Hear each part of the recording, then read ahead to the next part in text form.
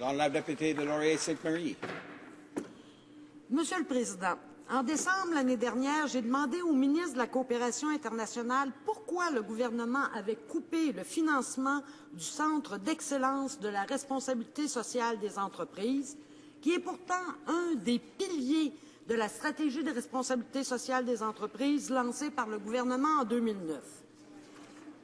À l'époque, le ministre avait répondu que les contribuables canadiens pouvaient être très fiers de ce qu'on accomplissait à l'étranger grâce à leurs impôts, mais c'est drôle, Monsieur le Président, il s'était bien gardé de parler du Centre d'excellence et de responsabilité sociale des entreprises. On dirait parfois que les simples mots « responsabilité sociale des entreprises » sont devenus bannis dans le novlangue des conservateurs. Depuis que j'ai posé cette question-là, nous avons appris que 5 organisations de la société civile, Amnesty International, Kairos, le Comité central ménonite du Canada, Mine Alerte Canada et le syndicat des métallos ont tous quitté le comité exécutif du centre à cause du refus du gouvernement de financer ce centre. Mr. Speaker, the Centre for Excellence in Corporate Social Responsibility brought together mining companies, Canadian civil society groups, and government representatives from Foreign Affairs and International Trade Canada, Natural Resources Canada, and the Canadian International Development Agency. It was, frankly, the only working element of Canada's CSR policy. This government has given no explanation for ending its support for the centre. Mr. Speaker, a multi-stakeholder approach is essential for dealing with the challenges inherent in developing a CSR policy. We need constructive engagement. We must encourage civil society to sit down with government and mining companies in order to develop a better policy based on international standards of transparency and accountability.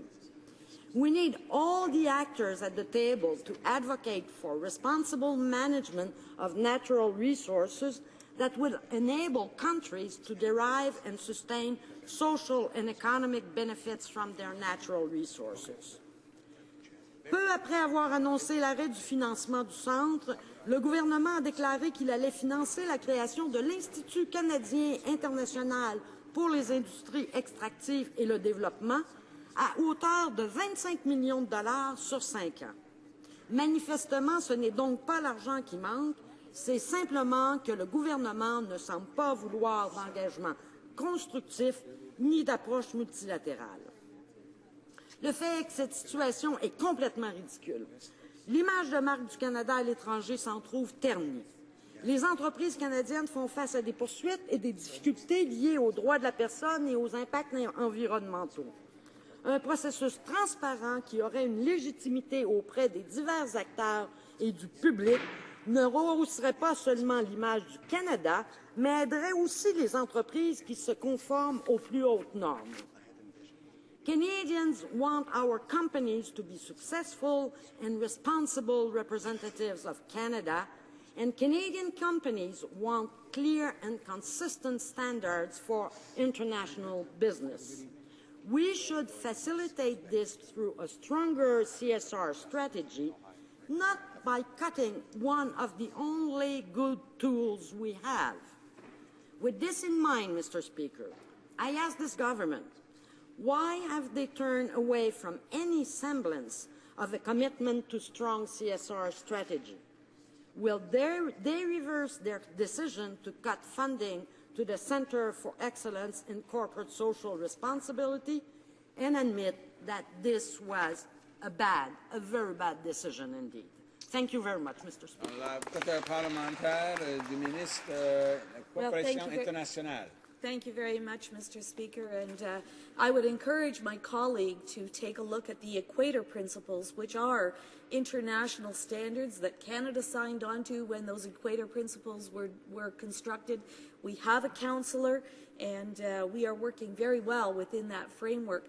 I also would like to say that I did not see her at the PDAC convention in March down in Toronto, where every country in the world is there asking for Canadian expertise. Every country in Africa has a kiosk at that convention because they're looking to Canadian expertise in our extractive industries to come and bring that expertise into their country to help them develop their resources. So, Mr. Speaker, I am very pleased to have the opportunity to speak about the good work that our extractive industries are doing globally and what part they can play in international development. We want to help bring millions of people out of poverty by achieving sustainable economic growth. We want to see families, communities, and ultimately developing countries sustain their economies and set out on a plan of prosperity. And we're doing exactly that, Mr. Speaker, in ways that promote the best of Canadian values.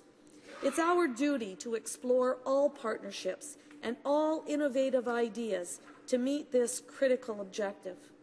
Our government is proud to partner with organizations that share our commitment to responsible resource development, development that respects those resources beneath the earth of a given country should benefit the people who live above the earth of that country, especially those most in need.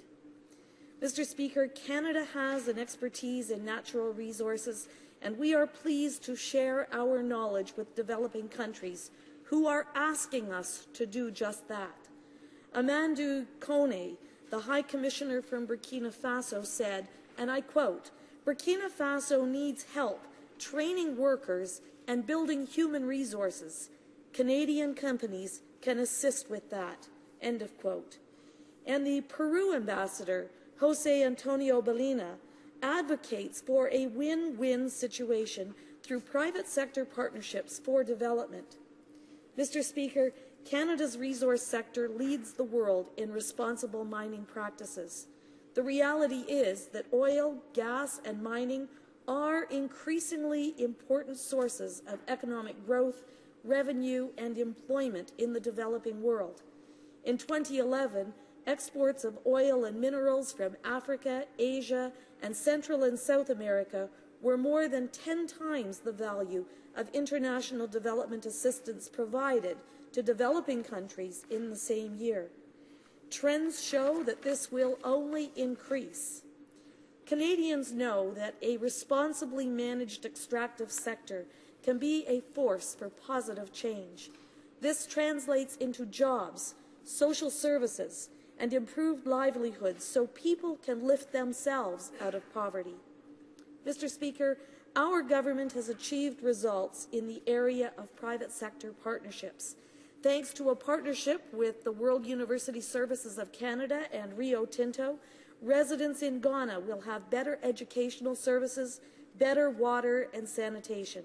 And thanks to a partnership between Plan Canada and IAMGOLD, 10,000 youth in Burkina Faso will be trained with real job skills.